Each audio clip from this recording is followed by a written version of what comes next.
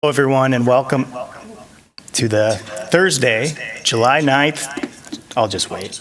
It's a bit of an echo up here. Fantastic. Welcome. It's July 9th, 2026, and this is the Historic District Commission meeting. I am Chairperson David Rockland. The time is 7:04 p.m. This meeting is being held in person and electronically. Public comment can be made in person or on Zoom or via telephone. To speak during any of the public comment opportunities, please call toll-free 877-853-5247 or 213-338-8477 and enter meeting ID 965-3669-9762. This information is also available on the published agenda in the public notices section of the city website and on the broadcast of this meeting on CTN Channel 16, AT&T Channel 99, and online at www.a2gov.org/watchctn. Here is an overview of the sequence of events for each hearing on the agenda tonight. First, Planning Services staff will deliver their report, followed by a report from this month's Commissioner Review Committee. Then the applicant will provide their presentation and answer any questions from the commissioners. At that point, the hearing will be open for public comment. Following public comment, the commission will make a motion and discuss the application. Finally, the approval from a majority of commissioners present, and there must be at least 4 present for a quorum, will be required for a certificate of appropriateness to be granted. Okay. I read that slowly, a bit intentionally, because as you can see, we have 3 present right now. We'll go through just these kind of initial things here, hoping someone shows up, and we basically can do the entire meeting except what you're all here for, which is the hearings, because we just can't vote without at least 4 commissioners. So really hope someone will show up. So now I will turn it over to Mariana for the roll call. All right. Commissioner Rockland. Here. Commissioner Carter. Here. Commissioner Nisbet. Here. Commissioner Smith. Commissioner Kaplan. Commissioner Calderon. Commissioner Ross. You do not have a quorum. No, we need one more person, and hopefully one will show up. Okay, so now this is approval of the agenda. I'm assuming I haven't heard any changes or objections to the agenda, so hearing and seeing no objection, the agenda is approved as presented. Okay, now we'll move on to public comment. So this is an opportunity for members of the public to speak to the Historic District Commission for up to 3 minutes about an issue that is not listed as a public hearing on this agenda. So you could approach the podium now, or if you're online or on the phone, if you're on the phone, press *9. If you're video conferencing, use the raise hand button. And can you see the Zoom? Or yes, and there's no We one. have no hands Great. raised. Okay, thank you, Mariana. So now that's it for public comment. And now we'd move on to unfinished business. We don't have any unfinished business. And next, we would start the hearings, and unfortunately, we cannot, and I am really sorry to everyone present right now that we can't. We'll get a report maybe from Ms. Thatcher when she comes back, because I think she's frantically calling some people that we thought would be here tonight, and we really try to do our best to avoid this happening. We sometimes have to cancel meetings, but we usually know in advance. So again, I apologize. I think we can just we probably can't vote on the minutes, but let's see what else we can do. We'll just tick through here. There's no new business.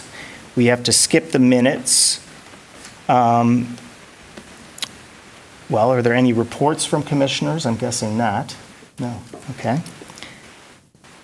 We could do assignments for next month if anyone is interested. We might have to circle back to this, but so it's the August meeting, which might be quite busy if we can't get this one done. But anyway, can anyone present, I feel like the pressure's really on. I know. There's only 2 or 3 of us here, so it's like, we need 2 to volunteer. Hold on a second. Yeah, hold on. I'm going to be gone for Yeah. next month's meeting, Fair so enough. I cannot. That's a good excuse. Oh, no. Yeah. Okay. We'll write that down. Okay. The plot thickens. Very good. Okay, thank you. I will hear your question, please. I was just curious, I noticed when I was looking at this when this meeting was happening, there's actually like a solicitation for people to become, do you guys need people? I think, well, yes, tonight, please. Can you- I was wondering, like, Yeah, so anyway, just for everyone's information, there was a question about possibly joining the Historic District Commission. Right now, we have 7 people on the commission, but there's always people dropping off for one reason or another. Like, for example, if you move out of Ann Arbor, you cannot be on the commission, or if you're just done doing it. And so I think that we take like rolling application, like at any time someone can apply, and then it's great if we have someone ready, that's fantastic. So yes, feel free, apply, and anyone who's interested. And there is, reasonable turnover on the commission, so anyone who's interested should give it a try. Okay, and basically now we just have to wait for Jill to come back, so I don't know what the official, how to hit the pause button here, but I'm hitting the pause You button, can just so. say that we're taking a break. Yeah, we're taking a and break. Bang your gavel. Thanks, everyone.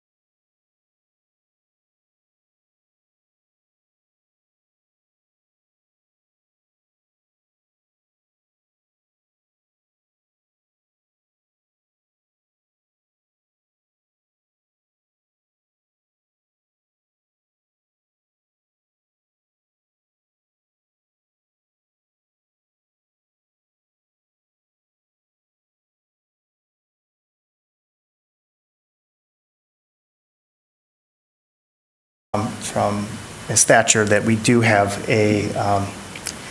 another commissioner on their way, and so we're gonna be in recess until they get here, which I don't know how long that will be, but we will start then. Thank you.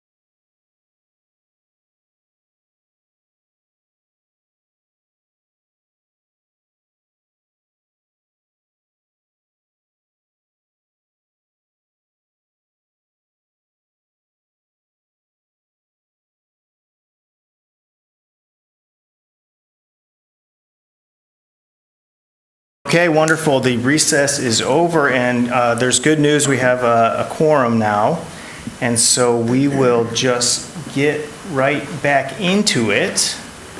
We did skip ahead a bit, but we're going to go back to F on the agenda. That's hearings.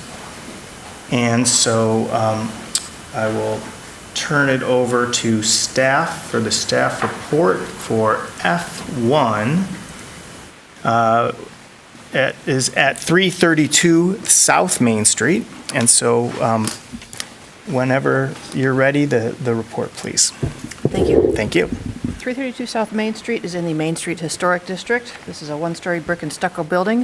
It has two front entrance doors and an additional door that was added in 2014, I believe, on the side. It was originally Joe's Snappy Service, which was a hamburger joint. Kind of looks like a hamburger joint.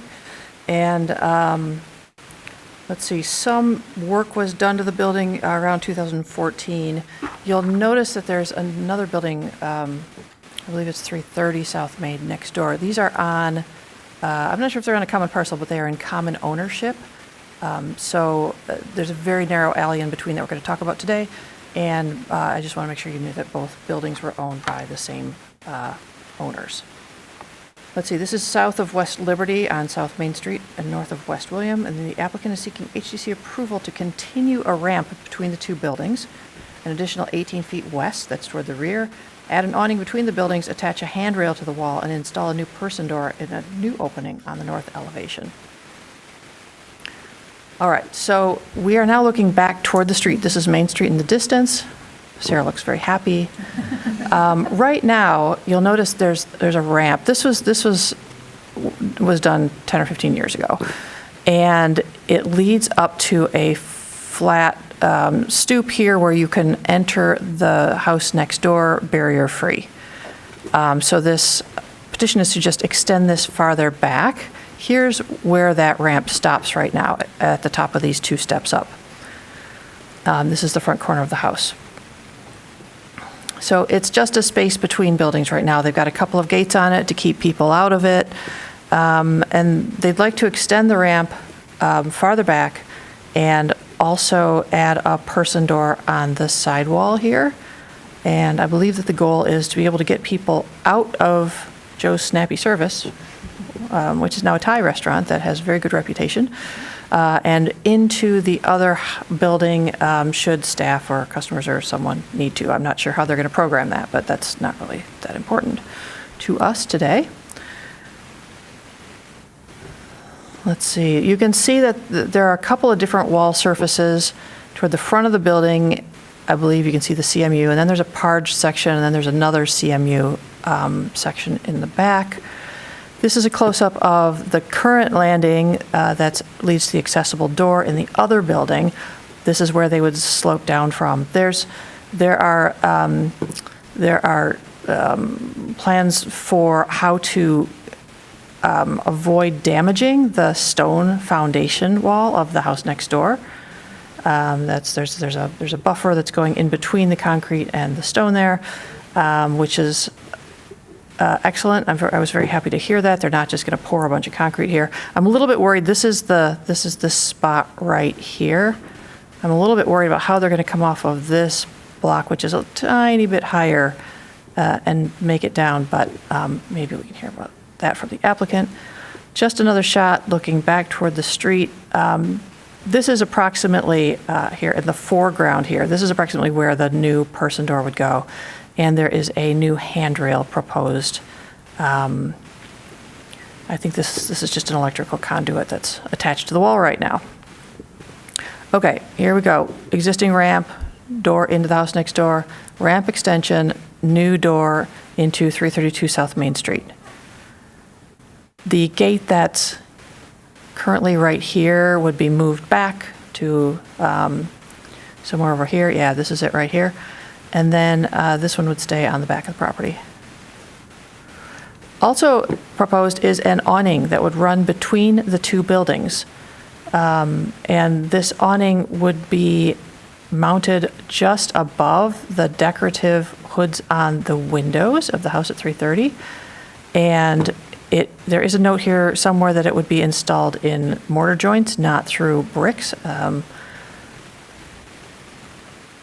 Here's just another view from the street. And here's what it would look like on 332's side. This is the original building. This is an early addition. The door's in the middle of that, and this is the third addition toward the back. Oh, here's the only oldest picture that I have of it. I really liked how these, are they crenellations, where you can shoot arrows, weren't filled in yet then, and I think that gives it a lot of character.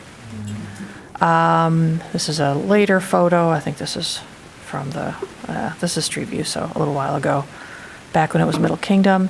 Okay, Secretary of Interior standards that best apply are Standard 1, that says a property will be used as it was historically or be given a new use that requires minimal change to its distinctive materials, features, spaces, and spatial relationships. Number 2 says the historic character of a property will be retained and preserved. The removal of historic materials or alteration of features and spaces that characterize a property will be avoided. And number 9 says new additions, exterior alterations, or related new construction shall not destroy historic materials that characterize the property. The new work shall be differentiated from the old and shall be compatible with the massing, size, scale, and architectural features to protect the historic integrity of the property and its environment.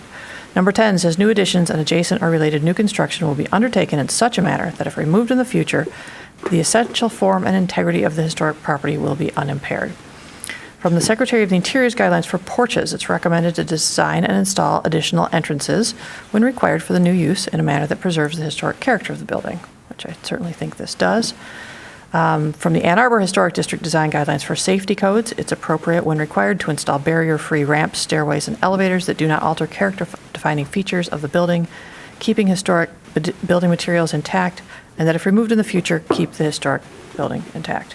So really, this seemed a little confusing at first, but once it's all sorted out, I think that it's a pretty straightforward application. I'm really not concerned about an awning going between the two buildings because it's being properly mounted. And anything that they can do to activate this space, down at the foot of Main Street, I think would be appreciated by everyone, and staff recommends approval. Thank you. Thank you very much, Ms. Thatcher. And now we'll move on to the review committee report. Myself and Commissioner Nesbitt were on the committee, so will you please give the report? Yeah.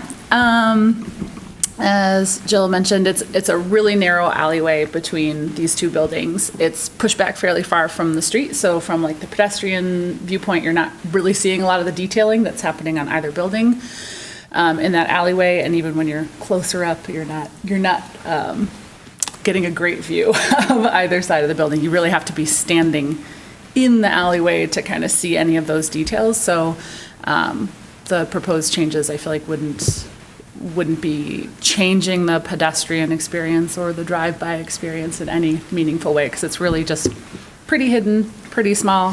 When you're back there, you're sort of smack up against the wall. So it's, there's not a ton of a view back there, and it won't be terribly changed by the proposed amendments. Thank you very much. I don't have anything to add to that, so we'll just go into the applicant presentation. So if the applicant's here, please approach the podium. Please state your name and address for the record, and you have 5 minutes to respond to what you've heard so far. Hi there, I'm Dan Sontag. I'm an architect who is helping the restaurant at 332 bring this to you guys. My address is 1009 Gott Street in Ann Arbor. Basically, the point of this is that they got the restaurant open. They're so busy so fast, they wanted overflow seating as quick as they could get it. The landlord owns the building next door and said, well, I'll lease you the first floor, and you can come across there. First thing we saw when we looked at it was that there's a height difference between the two floors depending on where you come across from eat tie of either, I think it's 13 or 14 inches, or if you go up their little interior ramp, we get it down to about 6 inches, 6 or 7 inches. They wanted to propose going straight across, which would mean steps. It would also mean punching out one of the existing windows on 330. So we talked them into doing something that was a little weaker for them programmatically, but much less invasive or detrimental to the building at 330, which was ramping from the higher point inside up to the existing barrier-free entrance. So we're trying to make it as accessible as possible. It's not, we can't get it perfect because the alley is so narrow, but we're going to get as close as we can. The alley being narrow and it not being perfectly accessible is one of the many things we'll have to address with the building department if we get past this step. There's a number of things we'll have to work on there, but that's basically the purpose of this. And the awning is just essentially to, if it's a nasty day, now that they have to walk 12 feet instead of 3, try to keep the rain off them. I think there was something else on there too. I know there was one other thing, but my mind is blanking out right now. But Did you want to talk a little bit to explain the buffer between the stone foundation and the concrete? Sure, we proposed putting down I think 6 mil polyvapor barrier before the pour, and then coming back and cutting it off when it's done, so that that stone is protected when the new concrete is poured in there. Sounds good. All right, thank you, Dan. I'm just wondering, if do any commissioners have questions at the moment? Okay, great. In that case, we will move on to the public hearing. So the public hearing for this item is now open, 332 South Main Street. This is an opportunity for persons to speak for up to 3 minutes on this item. And I don't see anyone approaching the podium, and it doesn't sound like there's anyone virtually. So then the public hearing is closed, and I would wonder if there's a commissioner who would like to make a motion on this item. Great. I move that the commission issue a certificate of appropriateness for the application at 332 South Main Street, a contributing structure in the Main Street Historic District, to continue a ramp between 330 and 332 South Main Street, an additional 18 feet west, add an awning between buildings, and attach a handrail to the wall and install a new person door and an opening on the north elevation. As proposed, the work is compatible in exterior design, arrangement, materials, and relationship to the building and surrounding area, and meets the City of Ann Arbor Historic District design guidelines for additions, the Secretary of the Interior standards for rehabilitation, and guidelines for rehabilitating historic buildings, in particular standards 1, 2, 9, and 10, and the guidelines for additions and neighborhood setting. Second. Thank you both. That was moved by Commissioner Carter and seconded by Commissioner Kaplan. Yeah, I think this application is pretty straightforward, like we've heard. There's really no historic material being removed, and what is being obscured is being done in such a way that it's, if it ever is removed, that it'll still be there and be protected. So I'm wondering, is there any discussion on the motion? Very good. Then let's go right to a vote. All those in favor of the motion, please say yes. Yes. Yes. All those opposed, say no. Okay, the motion carries. Your application has been approved. Please note that you must receive all required permits from the city. It sounds like you already know about some future hoops that you'll be jumping through, and of course the permits need to match what you've been approved here. So thank you very much. Okay. Well, let's keep moving on here. We'll go to F2. And we're heading to the Old West Side, and we're just going to stay there for the rest of the meeting. We're at 448 South First Street, and we'll have the staff report whenever you're ready, please. Yes, all right. This is 448 South First Street.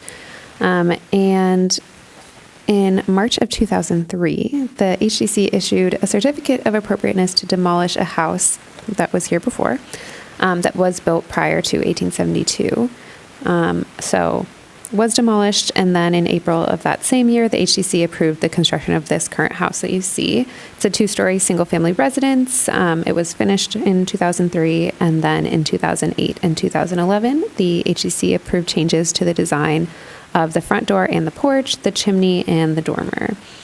So this is a non-contributing structure, and it is located on the west side of South First Street, 2 lots north of West Jefferson Street, and the applicant is seeking HDC approval to construct a 1-story rear addition. This is the back of the house, so this is where the addition would be. And it would be kind of on this side of the door to this side of the window, in between this window and this door. So this is the front of the house. You can see porch, windows, gable, nothing there. Coming around this side, this is the backyard. This is where the addition would be. It's inset, so you wouldn't really be able to see it from here. And then this is another view of the rear. They have a concrete patio here right now that would be removed. The addition would go in this area, and then anything that isn't filled would become landscaping. This is an estimate of how far out it would come from the door. And then also part of this application is just removing and replacing this egress window in the same location to meet the current building code. And this is just a view of the front, or the backyard, the neighbor's backyard. All right, here is the existing. So you saw that door and the stair. There's another stair here, and then that's the egress window well, where the well and the window will be replaced in the same location. And then here you have this addition. It'll extend about 10 feet out and then be 12 feet wide. Keeping this door here, the stair and railing will be replaced in the same location, new tracks. And there will be another new door here on this side of the addition, and then a couple of stairs to get down to the backyard. So existing north elevation, side elevation. And then you can see this one story. The roof will be generally in the same location, but they'll extend the eave out a little bit longer than it is right now. That's the door to the addition. You have a couple windows, and then those couple stairs leading to the backyard. And then this here is that egress window well. And then here's the existing south side. Looks pretty similar on this side. Again, you have the one story extending out about 10 feet, and then this will just be replaced, these stairs and railing in the same location. And then here is the back as it exists currently. And then here's how it would look. So you have these three windows here are that new addition. This is existing on this side, except for the stairs are new. This is existing on this side. And then the roof will kind of have these jogs. So it'll stay covering the door and the window, and then it'll extend over those 12 feet that will become the addition. Here are some applicant photos. So back, that's that window well. Another view of the rear, looking south, and then looking north. All right. Jill already read 9 and 10. So I will read some more guidelines. From the Secretary of the Interior, it is not recommended to introduce new construction into historic districts that is visually incompatible or that destroys historic relationships within the setting. For the Ann Arbor Historic District Design Guidelines for all new construction, it's appropriate to design new features so that they are compatible with the historic character of the site, district, and neighborhood. Not appropriate to introduce any new building that is out of scale or otherwise inappropriate to the setting's historic character. Also not appropriate to introduce a new feature that is visually incompatible with that or that destroys the patterns of the site or district. For new construction in historic residential settings, it's appropriate to select materials and finishes that are compatible with the historic materials and finishes found in the surrounding buildings that contribute to their historic character. All right, I'll go back to a nice photo and then say just a couple more things. So like I mentioned, this is a new circa 2003 non-contributing structure. The Historic District Commission does regulate anything that is within the boundaries of the historic district. So even though this is non-contributing, it is within the purview, and so we are looking at it. Staff can approve a number of things on non-contributing structures, but additions are not one of them. So we're just making sure that it will protect the integrity of the site, neighborhood, and district.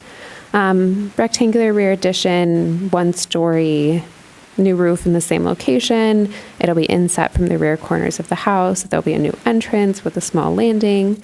The siding will be lap siding to match the existing house, and the roof will be a standing seam metal roof. Windows will be 1/1 clad wood windows, except for that egress window, which will be a vinyl replacement. The new door on the addition will be a half-light panel door. Trim will be wood or composite and painted to match the house. and the landing and stairs will be Trex with a Trex railing. So you'll see here that those sliding doors and then one window will be removed as part of it. And then that existing patio there will be removed, and then landscape will infill anything else. I mentioned the egress window, and then I also mentioned that those stairs and railing will be removed and then just replaced and refinished. So staff believes that the proposed addition is in scale with the existing house and the overall district. Its design is simple, it's minimally visible, and no historic materials will be affected as part of the construction.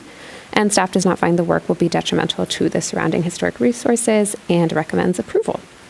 Thank you. Thank you very much. So now we'll get the review committee report from Commissioner Nisbet, please. Thank you. Great. That was an excellent overview. All I would add to that is it's a pretty deep lot. So again, in terms of like being visible from the street, it is not. It's inset from the house, so it's you'd have to be trespassing to get a look at it. And then in terms of other views from the neighbors, on the, I guess, the left of our screen here, there's an apartment complex, and obviously the whole backyard is fenced. So I'm not even sure that there are like windows that are directly overlooking the property from the apartment complex. I don't think so. It's mostly a parking lot back there. Directly behind them, they have a very lovely garden, so it's very like enclosed. So in terms of the rear view for neighbors directly facing it, I don't think it's going to be terribly visible or change their view tremendously. And then kind of same for the neighbors on the right there. They've got the fence. And it does seem like it's sort of existing within the footprint that's already there, that's developed. Like it's not even extending the full length of the patio. So it's pretty modest in terms of how it's changing the back view of this house and its impact on what can be seen by the people who can see it. So, yeah. Very good. Thank you very much. Let's now move on to the applicant presentation. So would the applicant please come forward? Thank you. Please provide your name and address for the record, and we can hear what you have to say. You have up to 5 minutes. Thank you. Good evening. Good evening. My name is Andrew Perrin. I'm with Todd Services. We're the builder for the project. We are located at 7975 M36 in Hamburg. That was very comprehensive, so thank you.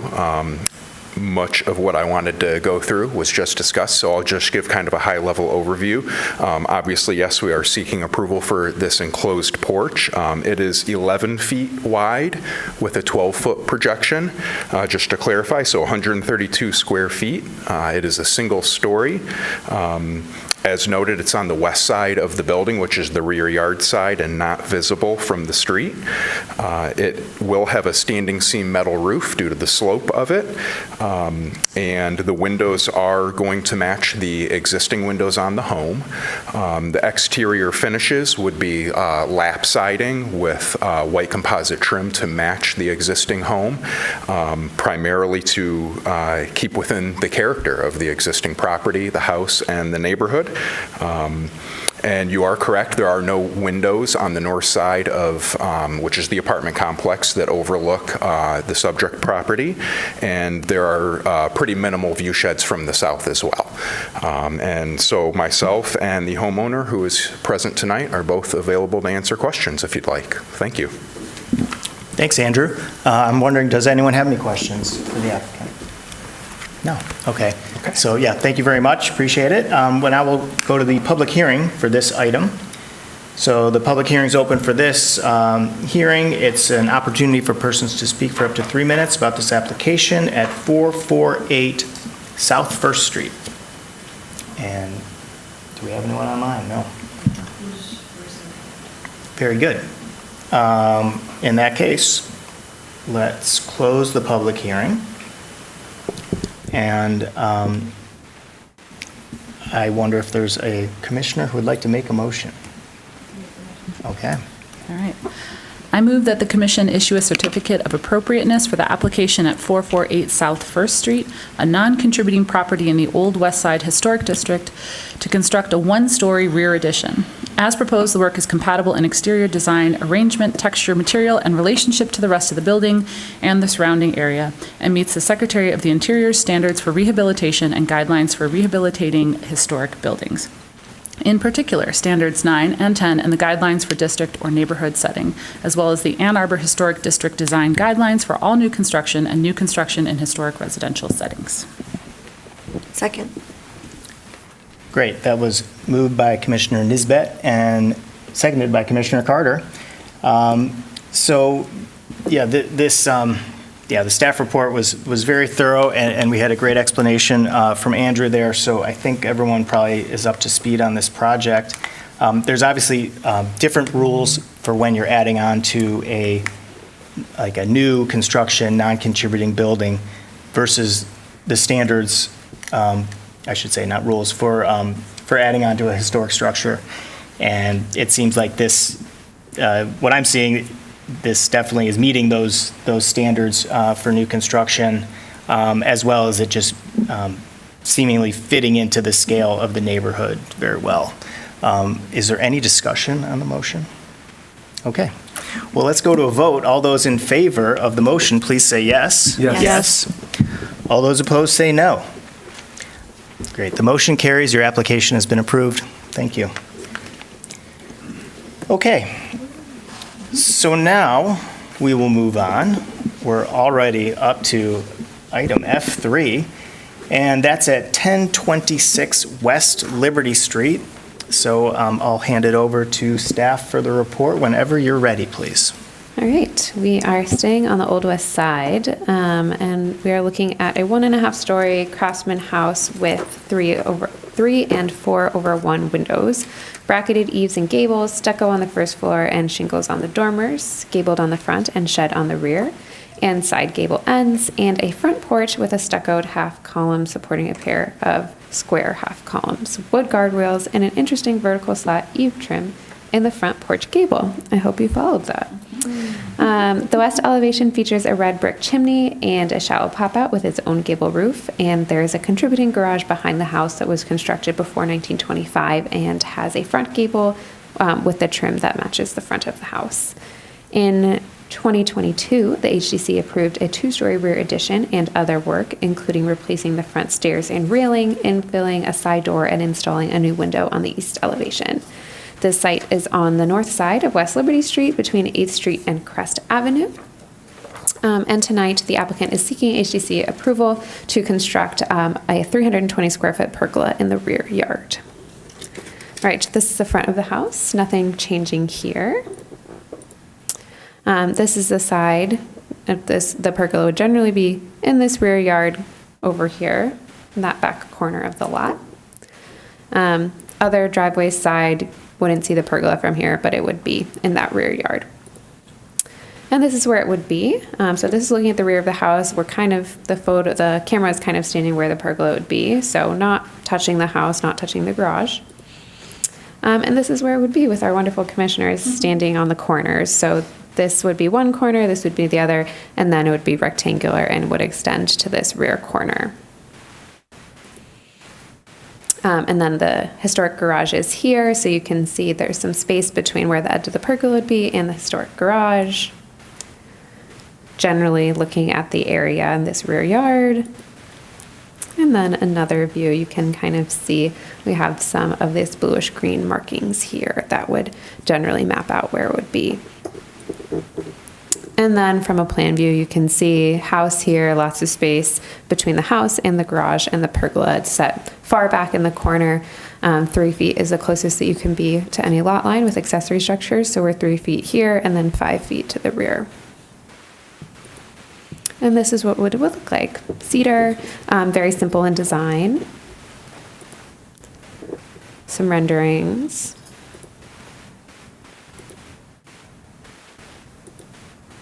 And then there would also be a natural stone patio that would fit rectangular 12 by 16 under that pergola.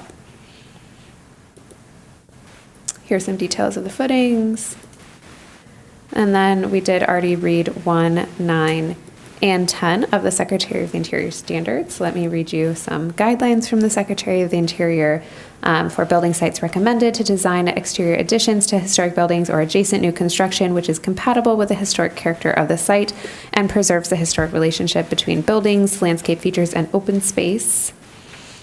Then heading to the Ann Arbor Historic District Design Guidelines for all new construction, it's appropriate to retain the historic relationship between buildings, landscape features, and open space, and design new features so they are compatible with the historic character of the site, district, and neighborhood. Appropriate to retain site features that are important to the overall character of the historic district. Not appropriate to introduce new building that is out of scale or otherwise inappropriate to the setting's historic character. Also not appropriate to introduce a new feature that is visually incompatible with or that destroys the patterns of the site or the district. Also, from new residential accessory structures, it is appropriate to locate accessory structures in the rear yard and to use exterior wall and roof materials that are compatible with the historic materials on the main structure and in the neighborhood. All right, I'll go back to a photo and say just a couple of more things. How about we do a rendering? All right, so I'll just note that construction of new accessory structures in the rear yard can be approved by staff if they do not exceed 100 square feet in floor area or footprint, and same thing with stone patios, they can be approved by staff in the rear yard if they do not exceed 150 square feet. So because of the size of both the pergola and the patio, this application is before the commission tonight. I mentioned it'll be 320 square feet, 16 by 12, and located in the rear yard. It will be about 8.5 feet in height, four simple 6x6 wood posts and cedar rafters and purlins, and then you have those 2 feet of overhang that you can see with the decorative scroll cut ends. I mentioned it'll be in that back rear corner of the lot, so it'll be far from the historic house and the garage. Talked about the patio. So I'll say that the proposed pergola and patio are large, but they're pushed back on the parcel. They will be minimally visible from the right-of-way. The design is simple and the work is reversible, and no historic materials will be impacted as part of construction. So staff believes that this is not out of scale with the lot or district and recommends approval. Thank you. Thank you very much. So now we'll get our review committee report from Commissioner Nisbet. Awesome. Thank you for that. This is continuing our pattern tonight of applications that are well hidden from the street view. So this one is definitely not visible from the street. And similarly, like I think you saw in the photos, it looks like the direct rear of the house is, I don't know, maybe like a ravine or something, but so wooded, so not something that's going to interfere or be highly visible in terms of changing the character for other views. And same on the left and right side. I think they're both garages back there. So it's a very hidden place where it's going to be put up, and nice natural materials. Yeah, I think that's pretty straightforward. Yeah, I'll just add, I think that, yeah, one side is a garage, and I think the other side, I don't know if there's a garage there, but the land is like sloping away pretty quickly, so it does feel like whatever's going to be, well, this structure that's proposed to be built in that corner will not impact, the context and the neighborhood in any way. Okay, so now let's move on to the applicant presentation. Is the applicant online, perhaps? Yes, the applicant Oh, there is we online. go. Hello. Please state your name and address for the record, and this is your chance to give your report or respond in any way you'd like. Thank you. Oh, we're not hearing you, but it might not be your fault. Yeah, because that looks good. How come we didn't hear? Try again. Say hello or something. It sounds like you. I know. There we go. There we go. Yes, thank you. Hi, I'm Lisa Cawley. I reside at 1026 West Liberty Street. And we want to put a pergola in our backyard, and I think everything that was stated, I don't really have much to add. Sounds fair. Thank you very much, Lisa. Just hold tight there in case we have any questions Yep. for you. And thanks for being here this evening. So Yeah, no problem. I'm wondering if anyone has any questions for Lisa here. No. Okay, so no questions for you, but we might in a bit. But now we will move on to the public hearing. So the public hearing for this item is open. This is 1026 West Liberty Street. So this is an opportunity for people to speak for up to 3 minutes about this application. And we don't have anyone approaching the podium, and We don't have anyone No one- online either. We have people online, but no one is indicating for this. Right, so if you'd like to indicate, I think you press star 9, or you use the raise the hand button. But since no one is doing that, we will close the public hearing for this item, and we'll move on to a commissioner perhaps making a motion. Anyone interested in that? Yeah, great. I move that the commission issue a certificate of appropriateness for the application at 1026 West Liberty Street, a contributing property in the Old West Side Historic District, to construct a 320-square-foot pergola and patio in the rear yard.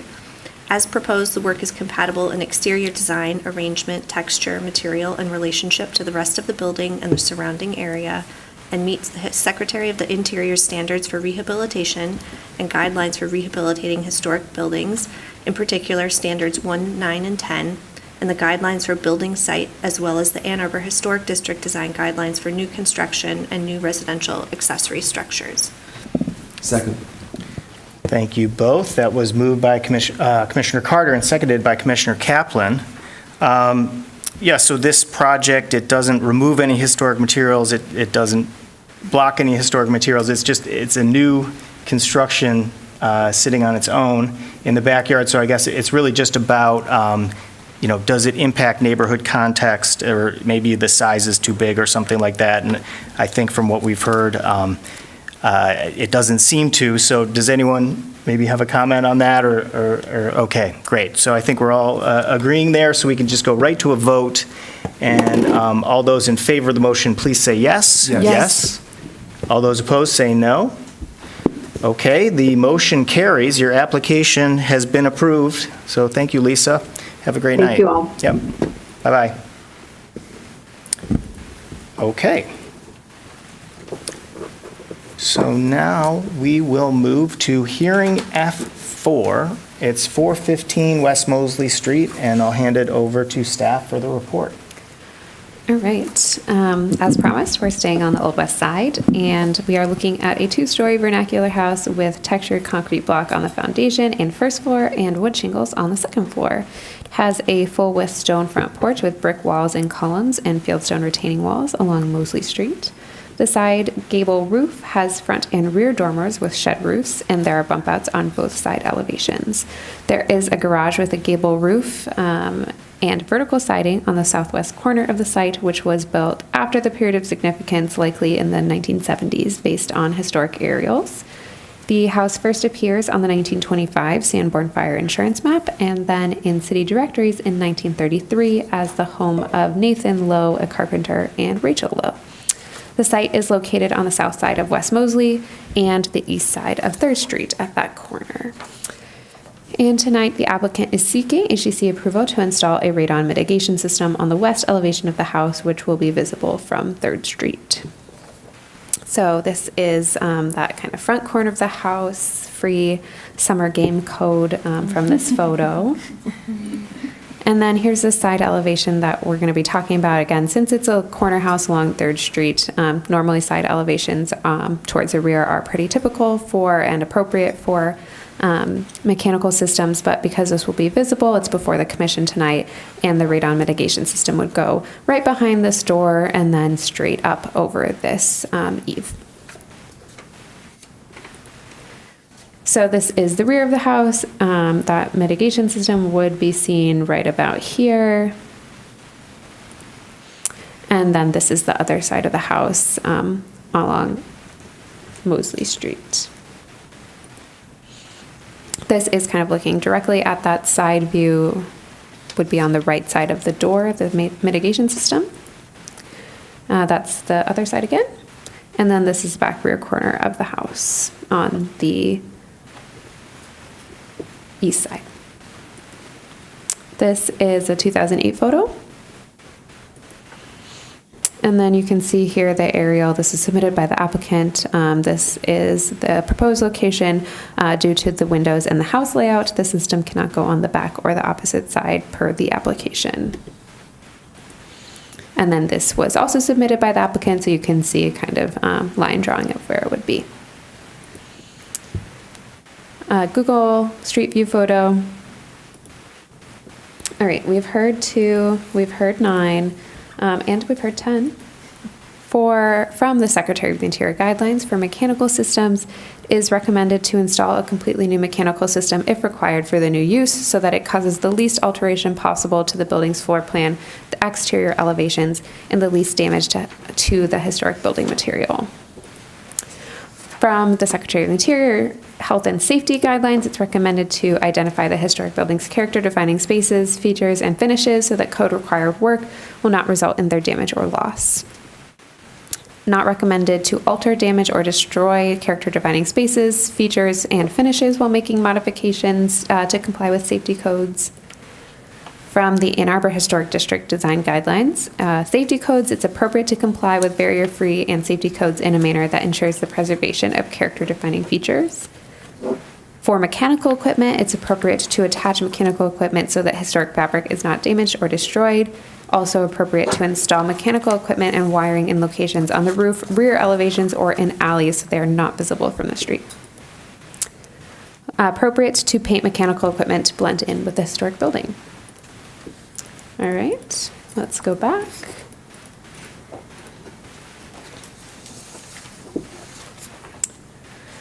All right, so like I mentioned, radon mitigation and other mechanical systems are typically approved by staff if they're not visible from the street and don't negatively impact the historic building. But since this work does not meet the criteria and is visible from 3rd Street, it is before the commission tonight. Mentioned that the applicant is proposing to install radon mitigation on the west elevation near the rear of the house. As I said, near the rear on a side elevation is typically an appropriate location for mechanical systems, but this location is highly visible. Per the application, the proposed location is the only feasible option on the house. The rear of the home has a dormer, and if the system were routed to a termination point at the rear, it would not meet code requirements for distance. Similarly, the other side is not feasible because of basement window placement and bump outs, which would require longer and more complex routing of the system. Highly visible mechanical systems that impact character-defining features and finishes are generally not appropriate, but it is necessary to follow safety codes. The applicant has explained that this location is the only feasible option for radon mitigation systems on the house. It's far enough back from the front elevation and wouldn't be highly visible from Mosley Street, even though it would be from 3rd. As you can see from this photo, system will be pretty much directly vertical. It won't have to snake around any building elements. And staff has included a condition in the suggested motion that the system would be painted to blend in with the building to minimize visual impact. Thank you. Thank you very much. Okay, so now we will move on to the review committee report from Commissioner Nesbitt. Awesome. I'm on a roll. Let's see. This house is just a very cool house. One of the things that was neat about it, just not apropos to the application, but it has a name on it. I think it's called Rockledge, and it looks very cool, very Adirondacks, just like a cool detail that was neat to see, and the beautiful stonework and all the detailing. It's a really neat house. And yeah, as we've discussed, it's a corner lot, so when you're coming around the area in question, it's on 3rd Street, it is kind of a bit of an incline. It looks like maybe they're in the middle of like doing some landscaping there, there might be some extra vegetation that might obscure a little bit of that view as you look sort of down into their yard and where that radon mechanical stuff is gonna go. But I did wonder if maybe if that fills in a bit, it might block some of the view of that. But yeah, it does seem like it's a tricky one because it's rock ledge. It has a lot of ledges and edges and eaves and dormers and bump outs. So I can understand that it is a tricky to figure it out. I think we did have maybe a question as to whether there could be an option to put it on like the back rear on the east side of the house. So maybe hearing a bit more about that. But yeah, I think those are my remarks. Thank you. Yeah, I will echo that this house is very special. It has a really incredible array of materials. Some of them are very typical, but used in a unique way, like the textured block that we're looking at that is typically, like we see that everywhere, but it's usually just like 3 courses of it as the foundation, but this is on this side. Well, really, I think it's the entire first floor except for where the bump out windows are. And there's not that many cedar shake clad homes in the Old West Side. There's a handful, but yeah, this has the brackets. It also has brick and the aforementioned rock ledge in the granite rocks in the front is maybe what it's referring to. I'm not sure. But there's just a lot going on. So I think that makes it even, it's pertinent to this discussion because that's why they've had such a difficult time locating the chase for the radon. Another unfortunate thing that's really incredible about this house that's unfortunate for radon is it has an enormous overhang, like a couple feet maybe. And so the radon's going to have to, scoot around that, and there's really no way to hide that, and that's why we want it to be, as minimal as possible. But unfortunately, this side is really visible. So, it's just that it's the best worst option, I guess. So that's kind of what we're dealing with. So then let's move on to the applicant presentation. Would the applicant please step forward at this time to the podium and provide your name and address for the record? I don't see anyone stepping forward. Maybe we have someone online. If anyone is watching online and wants to be promoted to talk about this application, please hit *9 or the raise your hand button. Thank you.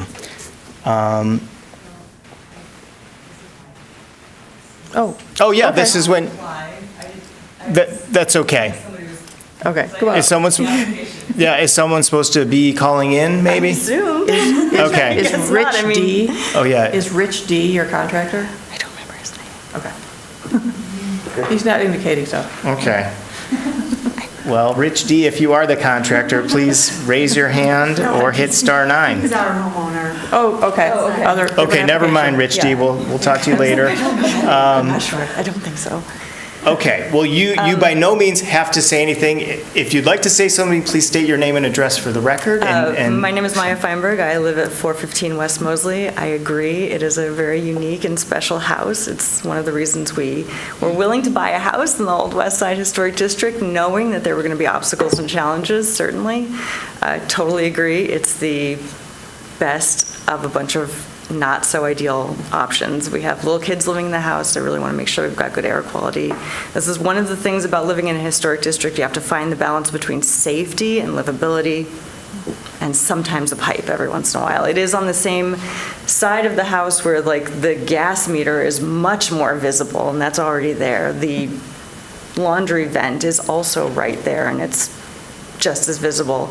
I think it's not totally obvious from those pictures, and I think Sarah Nesbitt was on site, is that hill is extraordinarily steep. It's this hill that the University of Michigan track team comes out to practice running up and down. Everybody from the whole neighborhood all around come. It's so steep, and so you can see, you mentioned the landscaping, and in the photo that they submitted, you see the white line going straight up.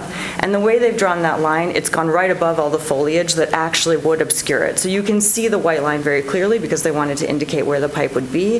However, if you were really looking at that side, that white line would be behind those leaves. There's a brand new elm tree growing in right there that we're trying to support to hopefully someday replace the black locust that is an invasive species. And we're going to do our very best with the landscaping there to bring this back to the right. I guess that's historical, but also just the right thing for the environment generally in that space. Because it's so steep on that hill and there's no sidewalk, because it's not really safe to walk up and down anyway for people. There are typically cars, and this is a free parking spot. You can park there as long as you want forever and ever and ever, and people do. It's typically completely obscured by cars, and you can only really look at it when you're standing on the sidewalk on the other side of the street. So what you're really looking at, the photo that was taken and presented here, was somebody standing in the street right up against the house, not on a sidewalk, looking down into the side of the house. So if you're actually standing on the street, walking up and down, going to a Michigan game or whatever you're doing on that extremely steep hill that people really try to avoid, you would be looking over either through parked cars, through a landscaped fence, and then you would have to then look way, way down because the actual mitigation system is going to be low, close to the ground there, and then you would just see the pipe. That pipe will be equally visible on either side of the house once you're actually talking about the high part, because like you said, there are bump outs on both sides. It's fairly symmetrical. There's a second bump out on the back that makes it harder for us to snake it around, like you said, and also in the basement where it has to originate, our electrical panel is there. There's a lot of other things in the basement that are operational, and we just learned that we have several levels of cement to get through to get even in to access, to put the system into the basement, so it becomes extremely difficult. A lot more piping. There's a bedroom window on that other side where there is a closed stairwell window on the side we're asking for. It's just, it keeps the gas as far away from actual human habitability as possible, and it's really going to be obscured by trees in the hill. So when you're just walking on the sidewalk back between Washtenaw Dairy and Worcester Park, you have an equal view of it from the sidewalk on both sides of the house. I don't really think that it's maybe ever so slightly more visible on one side in the winter when there's no foliage, but I would say otherwise, I really hope that you guys will consider that, because we really are trying to do our best by the Rockledge House, and if anybody has any more information about where that name came from, that would be amazing, because you had a lot to say that I had not been able to find before, and I would really like to know. Great. Any questions? Thank you, Maya. Appreciate it. I'm just wondering that there was something added that we talked about that you don't typically have to, but we would appreciate if you would paint the absolutely. pipe. Is that I absolutely would something do you that. could Yes, do? Yeah. without question. Okay. Certainly. Any other questions for Maya? Okay. Thank you very much. We Thank might you have so more for you in a much. second, but for Okay. now, we will go to the public hearing. So let's open the public hearing for this item. This is an opportunity for persons to speak for up to 3 minutes about this application at 415 West Mosley Street. I don't think anyone came here to talk about the radon pipe, but maybe they did, and no one called in. Okay. So now we will close the public hearing for this application, and I will ask if there's a commissioner who would like to make a motion on this item.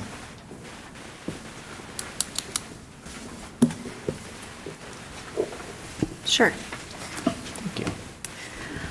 I move that the commission issue a certificate of appropriateness for the application at 415 West Mosley Street, a contributing property in the Old West Side Historic District, to install a radon mitigation system on the west elevation on the condition that the system is painted to blend in with a historic building.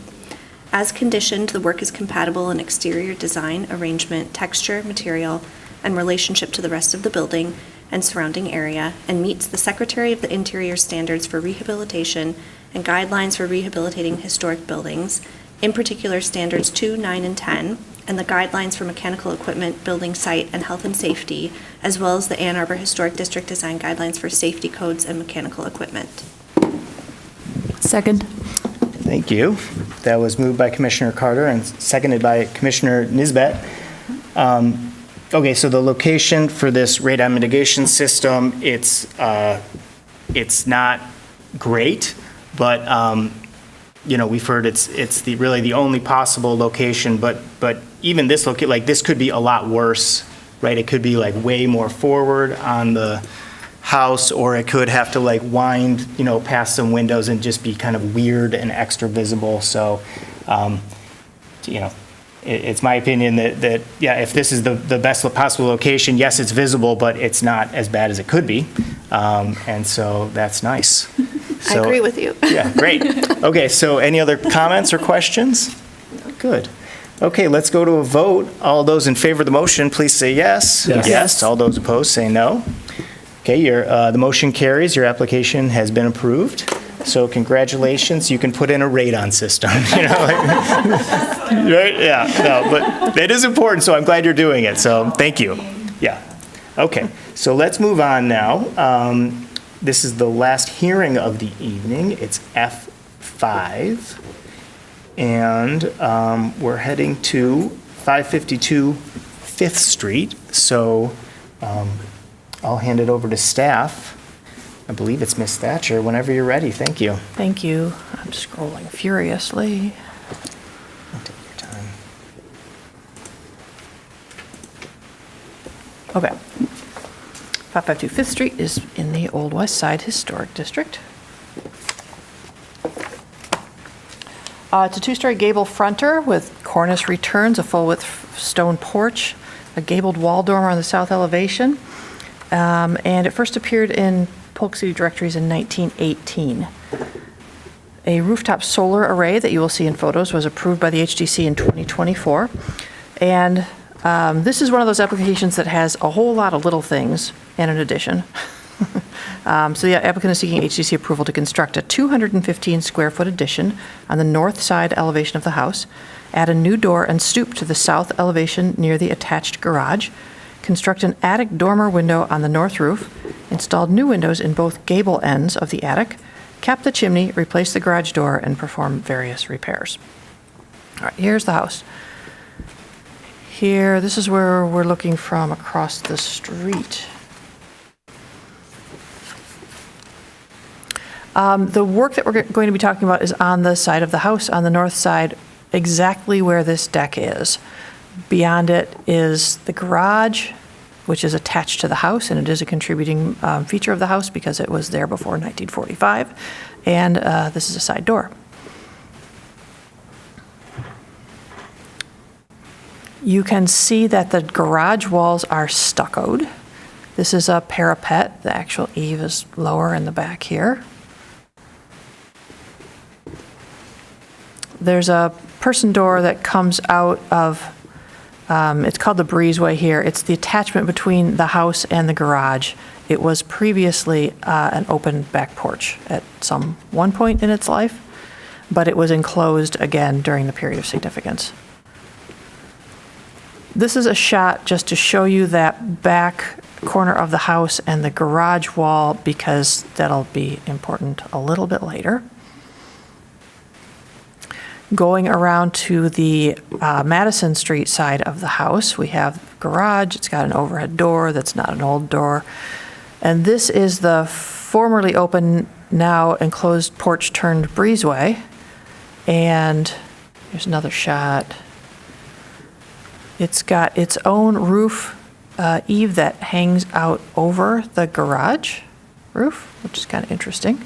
They kept that feature of the former back porch. And if you zoom in on these windows, if you walk up close to them, you will see that they are made of plastic, and they are not really windows. This is just a plastic frame with a plastic rail across the middle, and there's no glass. Well, I don't know, maybe there's glass in there somewhere, but you can see the plastic.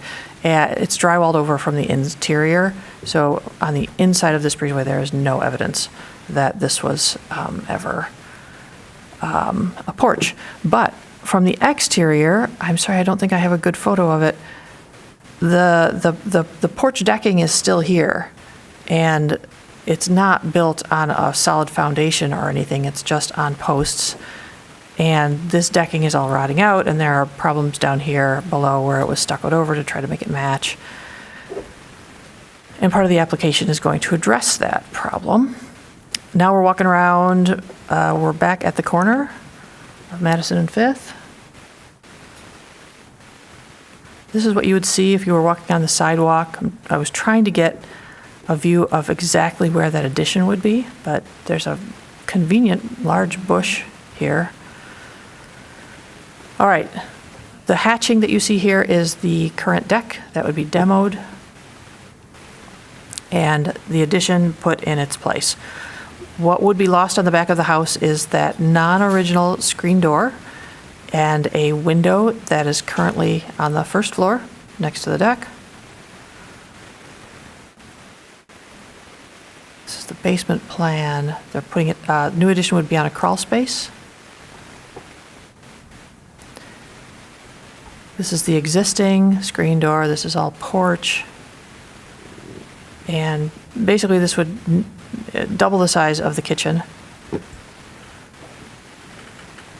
The addition would be even with the back corner of the garage.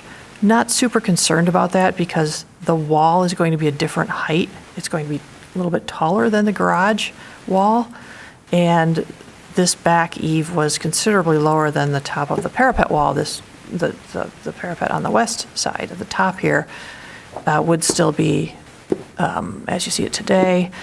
Another change is that right now there's an interior breezeway door going into the garage, and that would be eliminated. Here's where those two plastic windows are. And instead, the plastic windows would be replaced with a door to the outside and a very small stoop with a couple of stairs.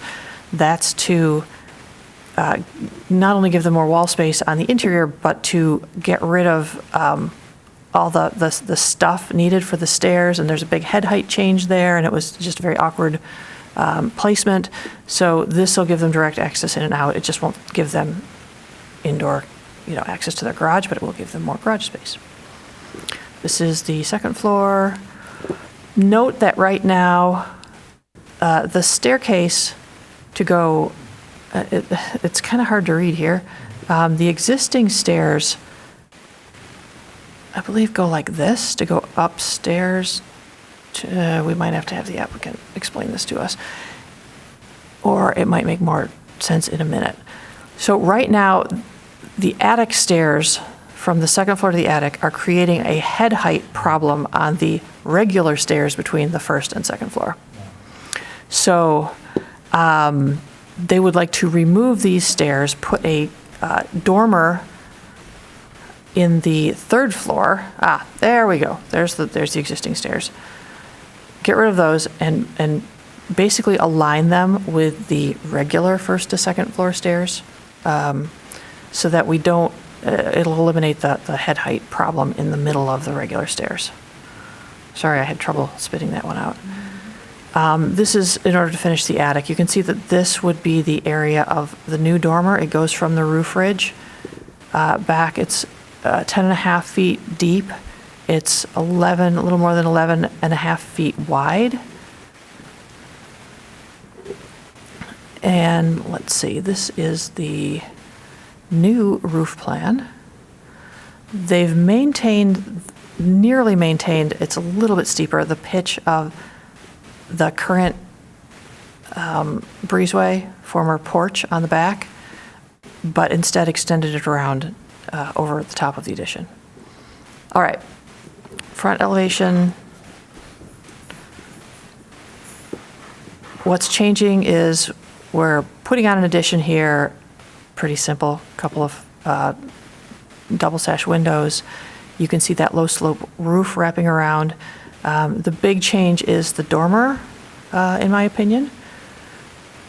And this front window, which is currently just a screen, there's no window, there's no glass or anything in there, would have a new infill window in the same opening. Their radon system would be on this wall. And they are moving the AC unit over. It's as far back as it can go. It can't go behind the garage because there's just no room for it. There's no place to put it, and it's probably too far away from the house there, and it's also too close to the property line. So it's swung around here. This is the existing south elevation. Here you can see the new door with steps and a new garage door. Existing solar panels would all stay. Chimney would stay. It's being capped, but it would be removed on the interior and, perhaps put on a shelf or something on the inside. So it's still visible from the street. Existing back connector and garage. There it is wrapping around.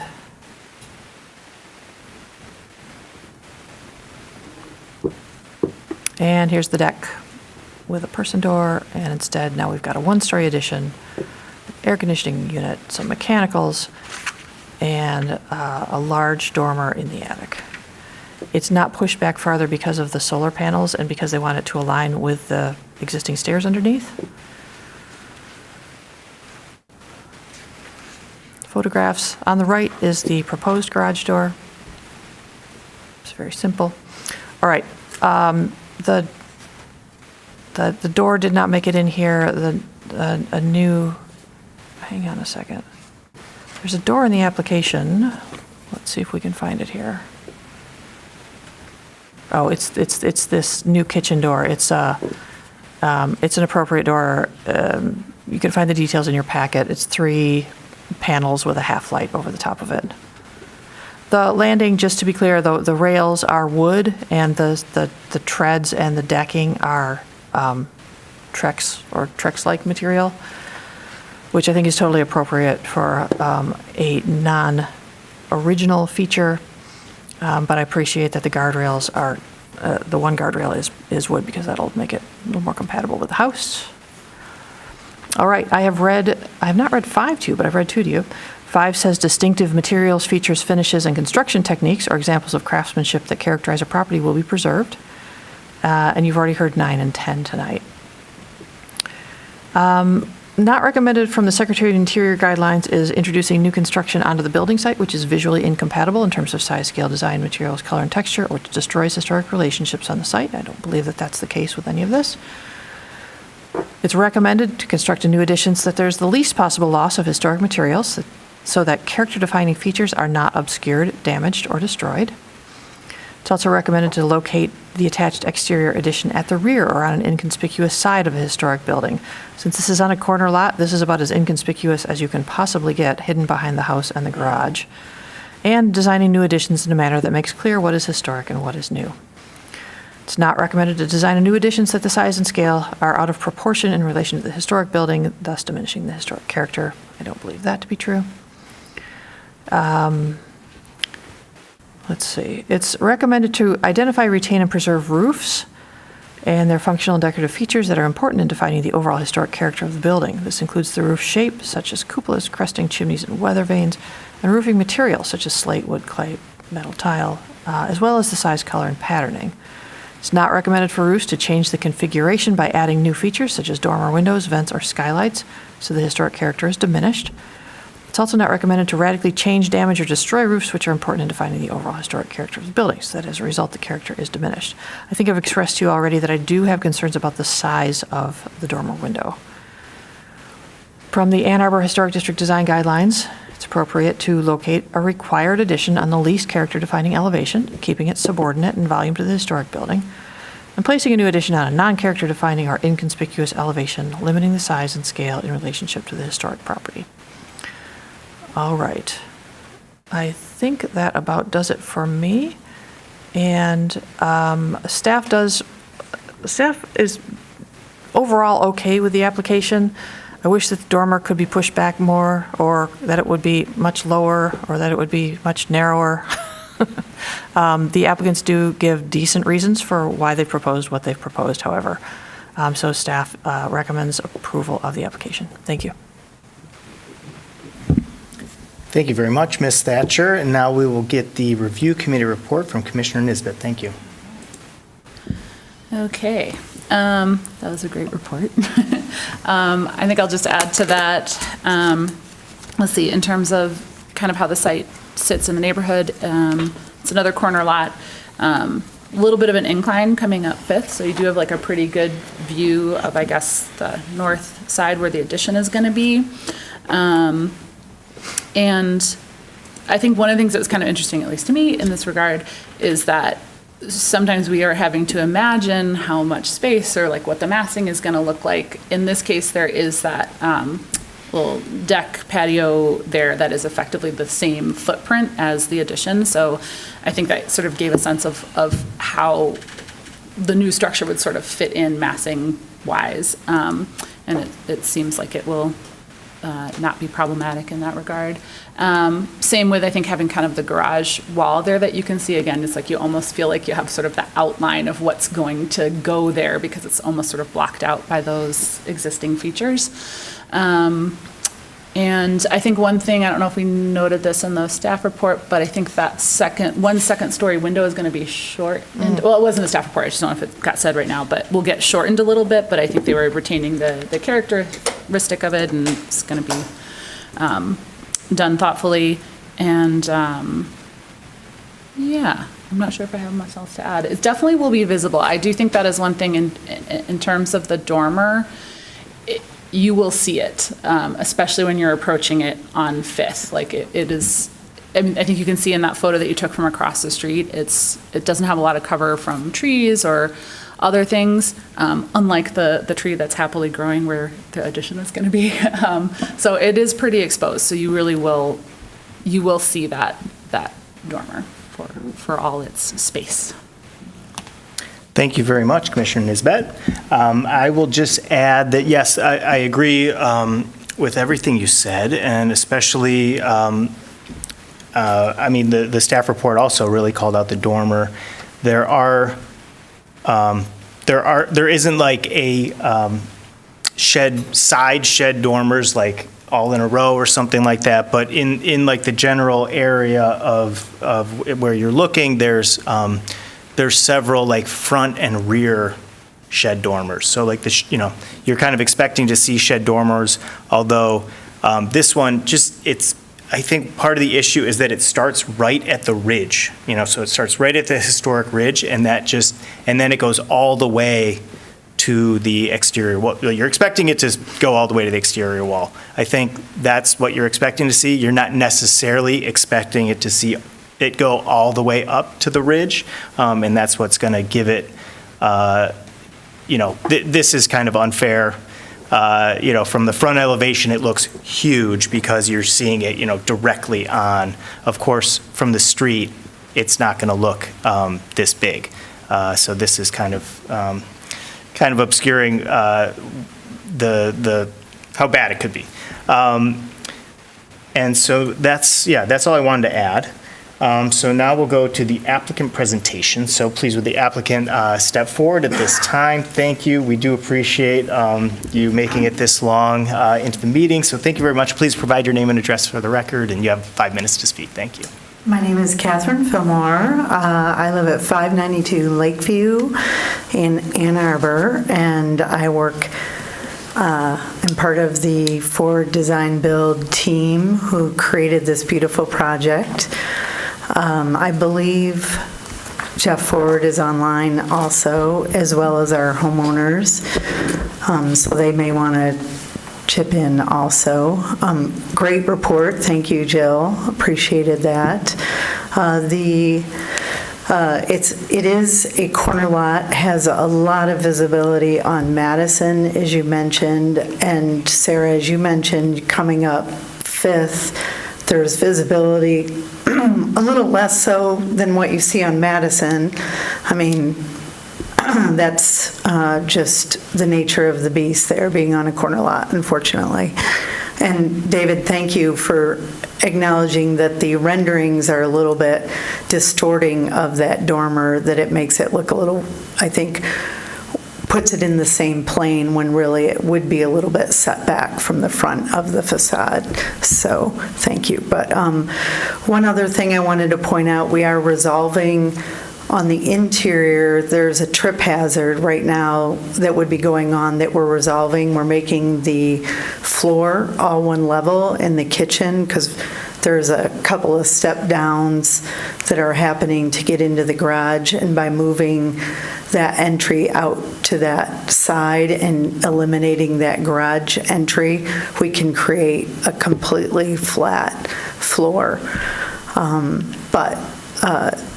So that's kind of helpful from a safety hazard perspective.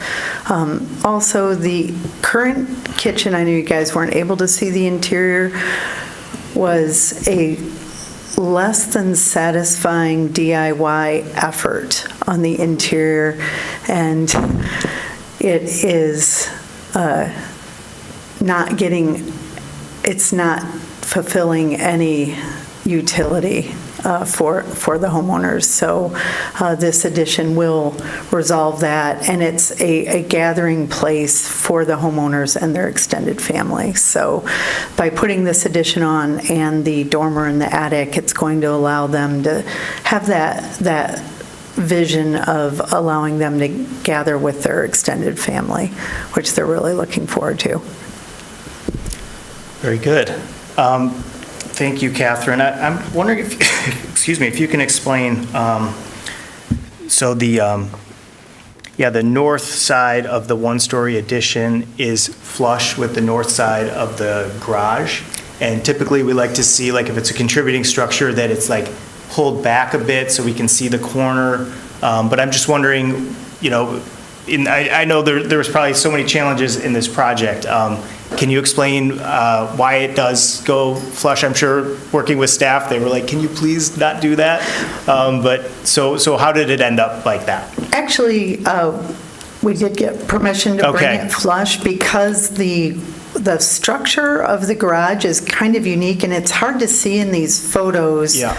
The garage has a really unique wall structure, and it really separates itself from the addition, all of its own chord, and you actually, I think, don't even notice that the addition is flush with the garage because of the differences of the roof line that's happening with the garage. And unfortunately, none of these photos really demonstrate that very well, but they really do distinguish themselves I see what you're saying. in real life. Okay, Yes. thank you. And I just had one other question, and maybe some other commissioners have questions as well, but the other question I had is that typically, I just want to understand more about the cladding that you're using on the addition. It Sure. seems, I know typically we want there to be some differentiation between the historic cladding and the new cladding. Now, in this case, the historic original, whatever was there, is hidden. Yes. So what is the strategy in terms of, like, what are we going to see for the new cladding? How's it going to relate to the old cladding, and just what were you thinking there? So the cladding that you can see is not historic. Right. We are going to be removing that cladding on the north side of the structure, but we're leaving it on the rest of the structure, at least where we're attaching our addition, we're removing it. Okay. It's a very friable material, so we're not sure totally what we're going to get into until we get into the demo, unfortunately. Okay. But we're replacing it with a really nice hardy material that's going to be more reflective of the original siding. It's Okay, so it's like a clapboard siding? Yes, It's the same clapboard exposure as the new siding that's on the historic building? Is like matching the... It's not matching exactly. It's not matching exactly, It okay. looks enough different that you Yeah. can tell that it's not historic. That's what I was wondering. Yeah. Okay. Very good. That was my questions. I wonder if a commissioner has any others. I think if you could just talk maybe a little bit more about the reasoning behind the dormer, especially like the pitch of it, because I think that's one of my concerns. Yeah. Thank you. Yeah, good question. So up in the attic, to get that full head height, we needed to get the interior ceiling height to a legal height and meet code, we had to bring that roof up to match that ridge line. So that's why it's all the way up. I guess similarly, the logic or reasoning for having it, like, there would be an ability to push it back a little bit more to sort of accommodate the pitch or the height back farther. Yeah, it's lining or shorten up, it. so we're stacking the two stairways over each other, and right now we've been calling it a head bopper that's happening on the existing first to second floor stairway, and our homeowners refer to themselves as not tall. And it's a head bopper for them. So we're going to resolve that issue. And then where the current stairs to the attic are not at all to code, we couldn't even use them. They have to be totally rebuilt. And they're going to layer over the top of the first to second floor. We're actually going to have a very elegant stairway created from the second floor up to the attic. And we're going to have an egress window on the landing too from the attic right there. But it's going to look really pretty from the inside, and I think on the outside it will also look nice, but it meant this alignment that we also don't normally like to see. It will be stepped back from the front of the structure, but it will align with the ridge line as you saw and with that north wall. If we can take it in at all, we will. we'll look at that. We can look at that further, but for right now, it looks like they're going to align from an engineering perspective, just to get the stairways to align, and from a structural standpoint. Yeah, just a kind of a side comment, if you're thinking about, making any adjustments, I think that maybe it's just the three windows are big relative to the other windows in the house. They're not big windows, but just relative to the scale of the windows in the house, and I think they really will, unfortunately, draw your eye to that dormer. So I don't know if there was any consideration. I mean, I like that there's windows there, because I would hate to just see blank wall. I think that would be worse. So Yeah. I think it's very nice, but that would be, just something I would say as a comment that would make this application better. I'm not saying it's, not acceptable. But I do think it'll draw your eye, because they're quite big. Yeah, here you can see how far back that dormer, we set it as far back as we could from Fifth Street, and in this view you're showing, you can see how far we could, that's as far as we could really push it back. And I hear your comment about the windows, and these are the only three windows that are truly serving the attic level, because those front and back gabled windows are pretty tiny. Yeah. So they're going to bring in the majority of the light to that space, as well as serving, the one on the right in this view will serve as an egress window as well. Right, and that probably had to be a certain size, and It then did. you matched it to that. So, Absolutely. Yep, understood. Yeah, safety first. Absolutely, okay. Well, that's good, and thank you for answering our questions. It's Sure, you're appreciated. welcome. I'm wondering if are there more questions, or are we done with Catherine for the moment? Okay, thank you. We might Sure. call you back in a second, but No we problem. appreciate your time. Now we'll go to the public hearing for this item. So that's open. This is an opportunity for persons to speak for up to 3 minutes about this application. We're at 552 Fifth Street. We don't have anyone at the podium. No one is indicating online. Great. So we'll close the public hearing, and I wonder if there's a commissioner who would like to make a motion on this item.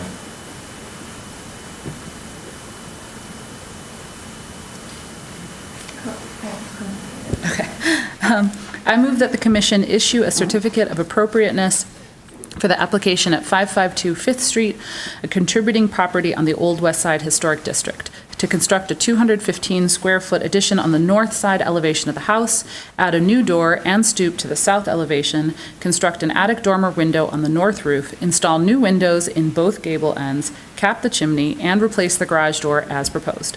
The work is compatible in exterior design, arrangement, texture, material, and relationship to the rest of the building and the surrounding area, and meets the Secretary of the Interior's standards for rehabilitation and guidelines for rehabilitating historic buildings, in particular, standards 2, 5, 9, and 10, and the guidelines for building site additions and roofs, as well as the Ann Arbor Historic District design guidelines for all additions, roofs, and residential doors.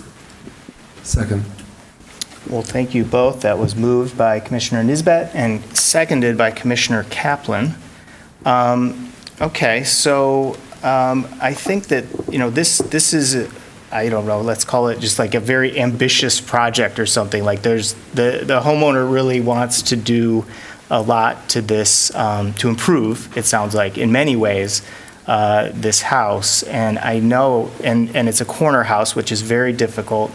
And it does really seem like the design team and the owners put together a very thoughtful application here, and balanced a lot of things. And there's an addition, yes, but it's only one story.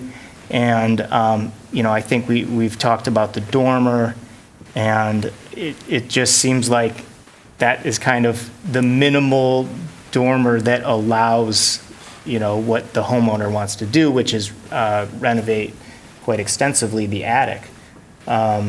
So I guess I have acceptable answers to kind of the questions I had about the cladding. I do think, just the massing, the kind of hip roof massing of this addition kind of on those two sides will read as an addition, even if it is kind of, the cladding was the same or something. I think it will. So I think it is differentiated. It's a little bit maybe not so obvious that it's differentiated from the garage on that north side, but I think if you really were curious and had access to the neighbor's yard, you could walk around and see from the backside, the parapet would be here, and you could kind of read what's what there. So I think all my questions were answered on this one. I'm wondering if anyone maybe has a lingering question or comment that they'd like to put out there, because there is so much going on here. Yeah. I agree with all that you said about the addition. I think the dormer for me is the thing that I have just like a concern about because of the way it changes the roof line. It sort of changes the character of the roof line and sort of the house, and that the way the attaching at the roof line and the pitch, I think, are what sort of almost like give it a box-like appearance, or can. I think I've seen other dormers that kind of do that. So that is just, I'm sympathetic to the reasons why. It was helpful to hear like what is making that be the design choice, but I just want to register that sort of concern about the pitch and the way it changes the character of the roof line in the house. Okay. That's a good comment, and I appreciate it. I was kind of wondering if there was a follow-up to it, but it sounds like you're good. Or that's your comment. That's my comment. Wondering if okay, others have thoughts. Got it. No, it's good. But does anyone have kind of a follow-up to what you heard there? Or, okay. All right. Well, then let's just go to a vote. All those in favor of the motion say yes. Yes. Yes. All those opposed say no. The motion carries. Your application has been approved. Thank you very much. All right. Take care. Okay. So we've made it through the hearings, and we've talked about, well, let's skip ahead to minutes then. That's kind of where we were at from earlier. And we do have minutes to review. They're from June, and you had them in your packet. And I'm wondering, are there any corrections to the minutes as far as you guys saw? Very good. So hearing and seeing no objection, the minutes are approved as presented. And of course, thank you as always to Brittany Alexander and everyone who works at the city for providing the minutes and the agenda tonight, and just all the work that you're doing behind the scenes. We really appreciate it here on the commission. So thank you. Okay, are there reports from commissioners? I think I asked that already and there weren't. So let's go to assignments. We've already heard that Commissioner Nisbet and Commissioner Carter will not be joining us in August. So I'm wondering if Commissioner Kaplan is, he's raising his hand like always. So thank you very much. Well, I shouldn't say always, like every so often, and we appreciate it. Okay. I could probably do it, but if someone else wants to do it. Commissioner Ross won't be able to, so I Okay. can ask Ben if you'd like. Yeah, why don't you ask Ben? Okay. And if he Okay. can't do it, which I don't think he will be able to do it, I will do it. Okay. Actually, maybe he will. 5 o'clock, right? Yep. Yeah. All right. Let me just check to make sure, actually, before I say anything. I thought I checked, but it's the 10th. Yeah, okay. Very good. Okay, so are there reports from staff this month? My only report is to remind you all that July 20 is the Historic District Commission Awards at City Council. Oh. That will take place near the beginning of the meeting. It will last 10 minutes. And there's a party afterwards, and you are all invited to either or both, and just let us know if you have any questions. Does that, I mean, I know that anyone can go to the meeting, obviously, because but does the after party include anyone who comes to the meeting, or are you Well, just the inviting party the is- commissioners? I'm just curious for, Well, the party is for the awardees. yeah, for the awardees And the their commissioners. guests Okay, and the their guests. commissioners. Very good. And- Thank you for yeah. that clarification. Yeah. Okay. If anyone really wanted to go, though, they should just let us know. Yeah. We can probably Right, get you if they're in. like a fan or Yeah, something, yeah. yeah. Just let us know. Okay. Very good. Any other reports from staff? Nope, that's it. Okay. Are there concerns of commissioners? Any concerns? Okay. I guess I'm concerned that we'll have a quorum for August, but I'm sure we'll take an email vote on that, so everyone look forward to that. Are there any communications this month? No. No. Very good. Okay, then the July 9th, 2026 Historic District Commission meeting is now adjourned at 9:04 p.m. Thank you all. There will be a working session following this, so let's take a quick 5-minute break.